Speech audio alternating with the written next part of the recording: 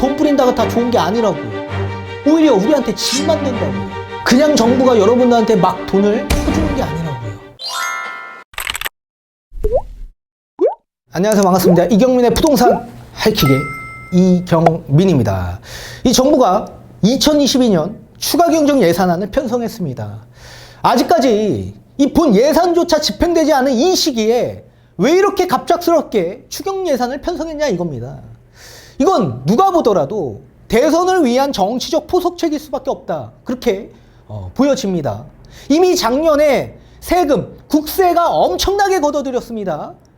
이 초과세수 확보한 자금이 11조 원이나 있습니다. 이 자금 재원 조달이 가능한데도 불구하고 왜 지금 이 시기에 추경 예산을 편성했냐 이거예요. 그 자금 조달을 확보하려면 4월이 넘어가서 재원 확보가 가능하기 때문에 그렇습니다.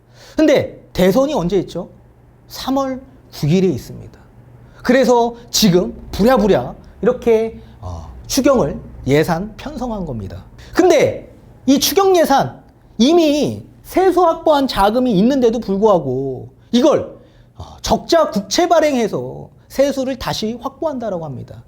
이렇게 적자 국채 발행을 한다라고 한다면 나중에 시장 흐름은 어떻게 돌아갈까요? 모든 짐들은 다 누가 안는 거죠? 저와 여러분들이 다 얻는 겁니다. 다 안고 가야 되는 문제라고요. 이거 국가 채무가 엄청나게 늘어나고 있습니다, 지금. 지금 이미 국가 채무액이 1070조 원이나 늘어나 있습니다.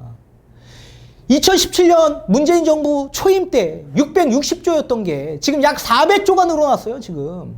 각 정부마다 한 150조 정도의 국가 채무가 늘어나 있는데도 불구하고 지금 400조 원이 늘어났다고요, 지금. 400조 원이. 이게 말이 되냐고요. 이미 GDP 대비 국가 채무 비율이 2년 전에 30%대였는데 지금 50%가 됐습니다. 이게 누가 책임져 줄 거예요? 전부 다 국민들이 책임져야 되는 문제라고요, 이게. 당연히 방역 지원, 그리고 우리 자영업자분들의 영세 지원 해줘야 됩니다. 그런데 초과세수 확보한 자금으로 조달이 가능한데도 불구하고 왜 지금 국채를 발행했냐 이겁니다. 왜 국채를 발행해야 되냐고요. 지금 자영업자 영세 상인들이 100만 원, 200만 원, 300만 원 받고 싶어서 지금 이 지원을 기다리는 게 아니라고요, 지금. 원초적인 문제를 해결해 줘야죠. 그분들의 문제는 뭐예요? 결국 거리두기, 영업 제한 이걸 풀어줘야죠. 왜 그냥 돈을 갖다 쏟아 붓냐고요, 이게. 이게 다 누구 돈입니까? 다 여러분들의 돈이라고요, 이게. 저와. 자, 제가 뒤에 가서 판소를 통해서 다시 한번 풀어드리도록 하겠고요. 추경 예산 어떻게 편성됐는지 다시 한번 보도록 하겠습니다. 이 규모는 14조 원 정도로 편성이 되었고요. 이 소상공인 및 방역 지원을 위한 원포인트 추경이라고 합니다. 이 재원은 국채 발행을 해서 11조 원을 발행을 하고요. 그리고 공공자금관리기금에서 여유자금 약 2조 7천억 원 정도로 재원을 마련하겠다라고 합니다. 이미 작년에 초과세수한 확보가 있습니다. 이게 약 10억에서 11억 요 사이인데요. 이게 국가결산 보고서 승인이 법정기한이 4월 10일입니다. 그 이후에나 활용이 가능하기 때문에 지금 미리 세수가 확보가 되어 있는데도 불구하고 미리 뭐 한 겁니까? 국채를 발행하겠다라는 얘기예요. 국채를 발행하겠다. 국채를 그냥 아무 때나 발행을 하냐고요, 지금. 추경이 지금 이 정부만 해도 10번이 나왔어요, 10번이. 이거 다 누가 어떤 돈으로 다 메꾸겠냐 이겁니다. 이 전부 다 여러분들의 돈으로 메꾼다고요, 지금. 각 개인당 2천만 원에 대한 가계부채가 있다고요, 지금. 국가 채무가 2천만 원에 대한. 자, 민생 어려움에 대한 선제 대응을 위해 1월 추경 편성을 하겠다라는 얘기입니다. 자, 우리나라 총 수입을 보도록 하겠습니다. 2021년 480조 원이었던 게 약 553조 원으로 수입이 늘어났죠. 늘어났습니다. 근데 총 지출은 더 많이 늘어났습니다. 작년에 558조였던 게 올해 607조로 늘어났는데 추경안까지 합산되면 약 620조 원으로 완전히 적자를 면치 못하고 있는 거죠. 이런 상황에서 통합재정수지뿐만 아니라 국가채무액도 계속적으로 지금 늘어났지 않았습니까, 이게. 작년에 얼마였습니까? 약 965조 원이었습니다. 추경까지 해서. 근데 올해는 약 1075조 원으로 엄청나게 늘어났다. 엄청나게. 역대 최고치입니다. 자, 그럼 뒤에 가서 다시 한번 판소를 통해서 말씀을 도와드리도록 하겠습니다. 우선 이 국가가 재원을 조달하기 위해서는 여러 가지 방법들이 있습니다. 총 크게 보자면 세 가지로 나눠볼 수가 있습니다. 첫 번째는 외국 차관, 외국에서 돈을 빌려오는 거죠. 그리고 세금 조달이 있습니다. 이 세금은 누구한테? 국민들의 세금으로 세수 확보해서 자금 조달을 하는 거죠. 그리고 마지막은 국채를 발행하는 겁니다. 근데 이 국채 발행한 채권을 누군가가 매입해줘야 되는데 누가 매입해줄까요? 크게 보면 두 가지로 나눠집니다. 첫 번째는 중앙은행에서 매입을 할 수 있습니다. 우리나라로 치면 한국은행이죠. 이렇게 한국은행이 국가 이런 국채 채권 매입을 하게 된다면 이거는 양적 완화가 될 수가 있습니다.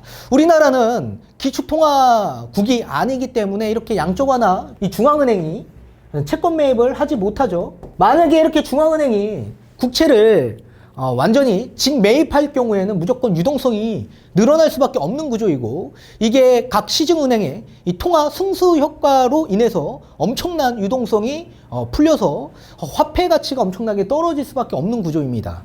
그리고 또 두 번째는 여러 기관과 그리고 외국 펀드 회사 같은 이런 업체들이 국채를 매입하게 되는 겁니다. 특히 우리나라 같은 경우에는 위험성이 좀 있는 이 보험회사들이 안정성이 확보되어 있는 국채 매입을 좀 가장 대량으로 많이 매입하는 기관일 수 있습니다. 아무튼 이런 기관들이 국채 발행한 걸 매입합니다. 그리고 돈을 어떻게 하죠?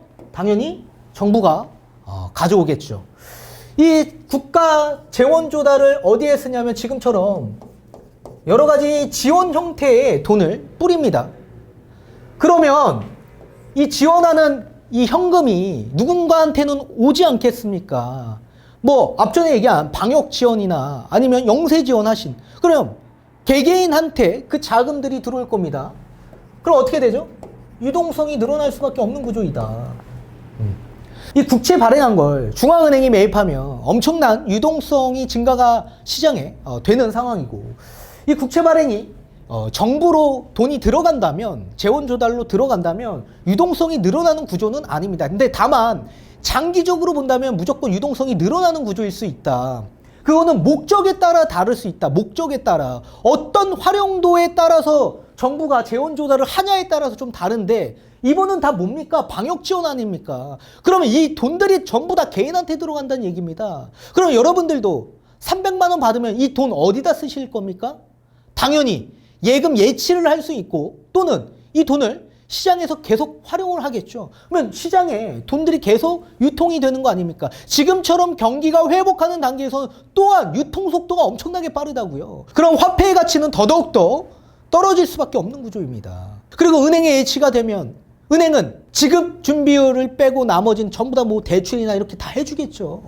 이게 또 통화 승수가 나서 어떻게 돼요? 유동성이 엄청나게 증가가 된다고요. 결국에 유동성이 증가되는 상태로 계속적으로 나올 거다. 이게 이번 정부에만 그럴까요? 다음 정부로 넘어가면 전부 다 공약이 뭐예요? 이거 재원 조달하겠다, 돈 뿌리겠다, 이 내용 아닙니까? 전부 다. 유동성이 늘어난다. 유동성이. 그러면 이 자금이 결국에 돌아서 어디로 갑니까? 또 실물 자산으로 또 빠진다고요. 또 여기에서 정부가 기관에서 받은 자금으로 또 여기에다가 뭘 줍니까? 이자를 주죠. 이자. 이 이자 누구한테 충당하는 겁니까? 국민들의 세금 조달로 활용하는 겁니다. 세금 조달.